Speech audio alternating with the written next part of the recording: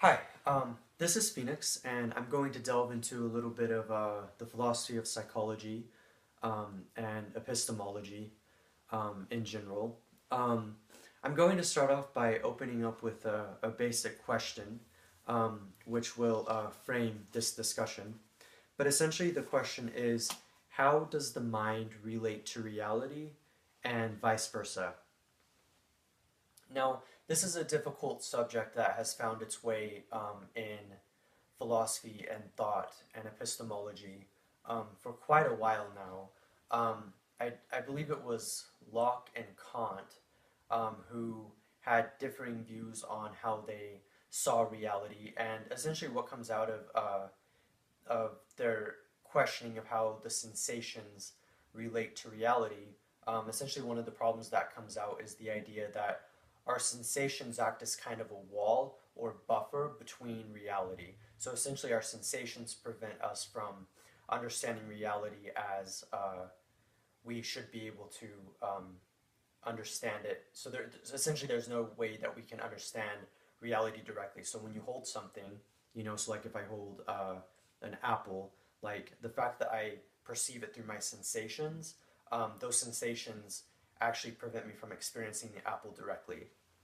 So one of the things that this brings up is definitely the problem of the idea of how the mind relates to reality. I'm very fascinated by ideas of consciousness as well as the philosophy of psychology. And there's two thinkers specifically that delve into psychology, the philosophy of psychology as well as psychology, which would be Wittgenstein and Richard Rorty. And these two thinkers bring up some interesting problems about the philosophy of psychology. Essentially, psychology is an attempt to understand the mind, but psychology is also an attempt to see how the mind correlates to reality. And I'm going to start by describing 2 points by uh, these philosophers. Um, First, there's Rorty, who basically problematizes our notion of psychology by saying that psychology was built on a false premise. So essentially, psychology doesn't necessarily delve into the mind because it's not thinking about the unmeasurable aspects of the mind, such as moods, um, thoughts, especially. Leibniz has this great idea where he says that if we expanded the mind, the brain, to a large enough size to be able to um, be inside of it, we wouldn't be able to actually see the thoughts. And there's a lot of other elements of the mind and consciousness that are not measurable, or at least not so far. Um, and essentially, what Rorty says is that psychology doesn't really understand the mind. All we're essentially understanding is behavior. And I think this is very interesting because it basically shows that um, as long as we're only studying behavior in psychology, we can never understand the mind. This isn't to say that all psychology is like this, but a lot of it is like this because it's very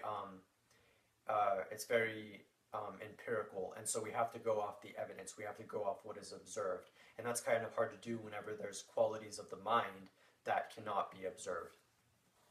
Wittgenstein also challenges the relation between the mind and reality via this philosophy of psychology, and he does this with a great little passage in his book, The Tractatus, where he describes some really interesting things about the philosophy of psychology. So he says, um, in the general propositional form, propositions occur in a proposition only as basis of the truth operations.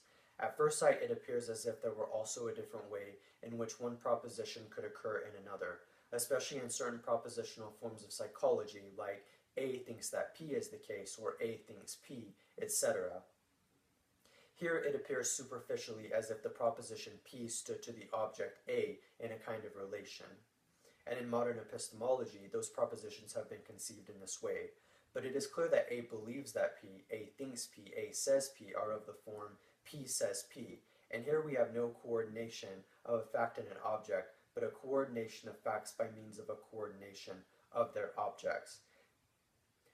This shows that there is no such thing as the soul, the subject, etc., as it is conceived in contemporary superficial psychology. So indeed, there's a lot to unpack with that specific part. What I want to talk about specifically is Wittgenstein's challenge of consciousness as something that actually exists. So essentially, he's saying that everything comes down to facts. So we measure things based off what we see, and of course that's why psychology is considered an empirical science, because it goes off what it sees. The problem is he also, and I don't know if this was on purpose or if it was an implicit assumption that can be made or if it was completely accidental, but I feel like what he's saying essentially is that when he says P equals P, he's saying that, or when he says that A thinks P, and P equals P, he's essentially saying that the mind sees something empirical. So it sees something that's happened via psychology, via a psychological experiment. It sees something that's happened, and yet on the same token, we can't necessarily say that that's what has happened and that's what we've seen without thinking it. And so again, this brings up the problem of how the mind is related to reality, because essentially what you can draw out of that is the idea that the mind can only perceive reality whenever it takes place as a thought. So if you have the inability to think about what you've seen, then essentially you're not experiencing reality directly, and there's a disconnect between mind and reality. So I think that all of this is interesting to think about, and I say that because so the question you might be asking is, why is this a problem worth considering? And I say that this problem of how the mind relates to reality is worth considering because essentially we can't understand the mind because the mind is not behavior, such as the point that Rory kind of brings up, and we can't understand reality because reality is not the mind. So I'm not necessarily saying that the mind is disconnected from reality, and yet on the same token I kind of am. And I'm kind of saying that because essentially, there's plenty of counter arguments to this kind of claim.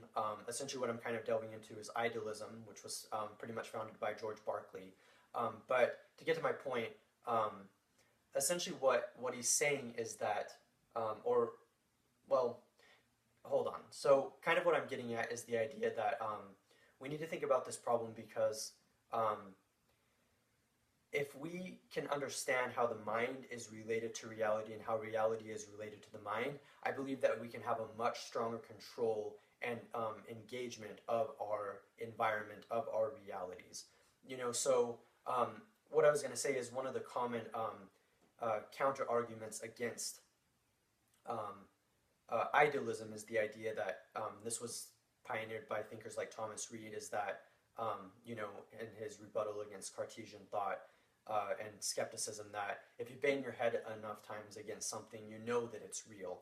And so I'm not necessarily saying that reality isn't real. I'm just saying that once we realize that our relationship between the mind and reality is a lot more complicated than we thought, and once we start asking these kind of questions and think more seriously the way that philosophers have in the past, and hopefully the way philosophers of mind are thinking about this in the future, in the present, as well as philosophy of psychology, then I think that what we get into is this idea that we can really, really engage with reality in a much more real and hyper-real way. And I think that that is an extremely powerful idea that should be considered. So I wouldn't just chalk this up to a pointless philosophical problem, the idea of how the mind relates to reality, simply because reality is a lot more than just the physical objects that we see. Reality is how we engage with other people. Reality is how we think about things. Reality is how we understand things. And basically my claim is that by thinking about this problem, our subjectivity can further correspond to the reality around us, and we can have more control of the reality that exists. And the mind can perhaps, and this is a leap, but just bear with me, the mind can even shape our reality. And this would make sense because if you think about it, reality shapes our mind. And so why couldn't it happen the other way around? Of course, there's counter arguments to that, but that's a whole nother discussion and we won't get into it now. But anyway, this is Phoenix, and I appreciate your time.